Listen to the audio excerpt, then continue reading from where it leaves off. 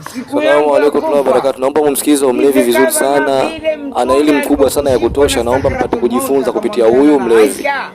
Sawa, huyu bwana kalewa, lakini maneno anayoongea hapa inshallah kwa mtu ambaye ana akili timamu na ni muelewa kweli kweli ataelewa kupitia huyu mtu. Kwa sababu Mwenyezi Mungu anakuambia hakuna aliyembagua au hakuna ambaye alimuumba tofauti na wewe. Kila mtu yuko sawa na wewe unavyojiona wewe. Kwa hiyo sikize kwa makini huyu, baada ya hapo upate kujifunza inshallah biidhnillah.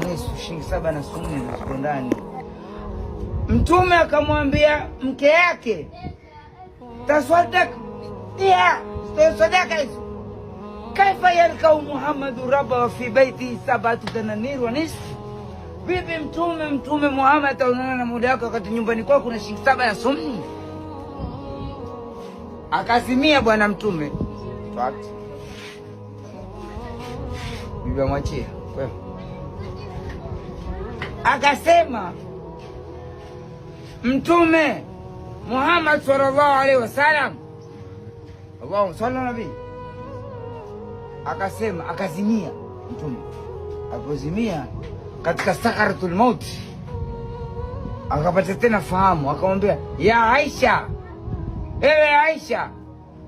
Aisha babake ni Abu Bakar, ahadu mubashiruna bijanna. Akamwambia hal tasaddaq biha, je, ushazitoa sadaka hizo? Akamwambia ansani ya Rasulullah, nimesahau mtume Mwenyezi Mungu. Bimarudhika, kukushudika na maradhi yako ya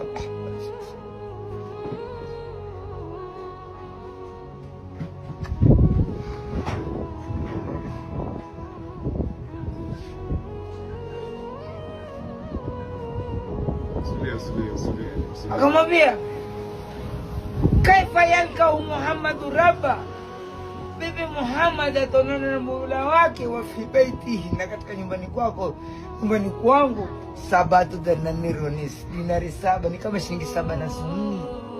Pesa mingi.